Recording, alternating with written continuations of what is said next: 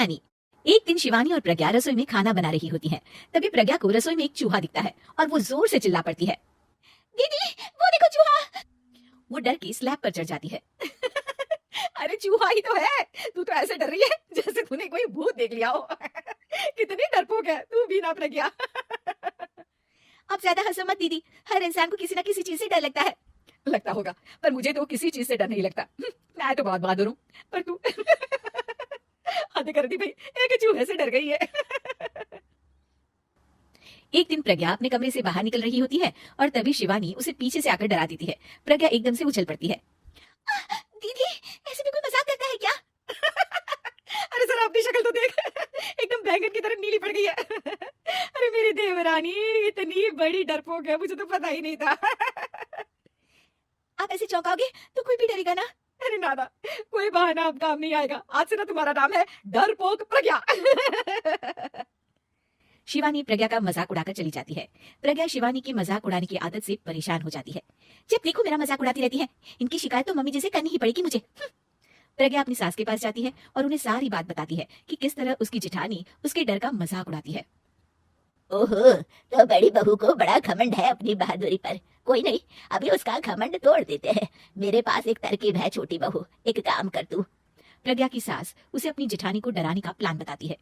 ये तो बहुत अच्छा आइडिया है मम्मी जी, क्या बात है।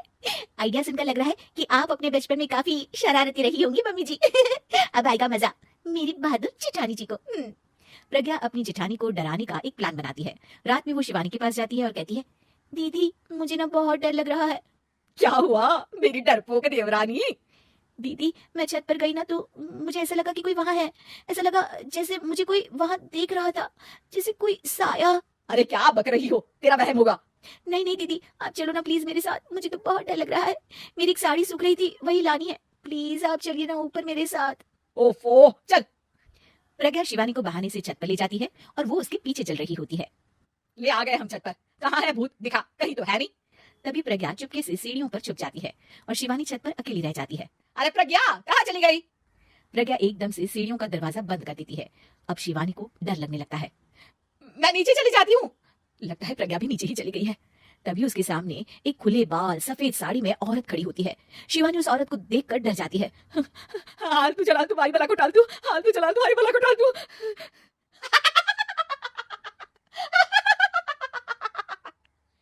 चुड़ैल की हंसी सुनकर शिवानी बुरी तरह डर जाती है। नहीं नहीं मुझे छोड़ दो, भगवान के लिए मुझे छोड़ दो। नहीं नहीं नहीं नहीं नहीं नहीं नहीं, मैं तुझे नहीं छोड़ूंगी, मैं तेरा खून पी जाऊंगी। तभी चुड़ैल की हंसी उसकी सास की हंसी में बदल जाती है। मम्मी जी, ये तो मम्मी जी की आवाज है। शिवानी आंख खोलती है तो सामने उसकी सास चुड़ैल का मेकअप करके खड़ी होती है और प्रज्ञा और उसकी सास जोर जोर से हंस रहे होते हैं। क्यों मेरी बहादुर जेठानी जी, आप तो कहती थी कि आप किसी से नहीं डरती। ये तुमने अच्छा नहीं किया प्रज्ञा। और सासू माँ, आप भी इसके साथ मिलकर। और नहीं तो क्या बहू, तुम अब मेरी छोटी बहू का ऐसे मजाक बनाओगी तो मुझे तो चुड़ैल बनना ही पड़ेगा ना।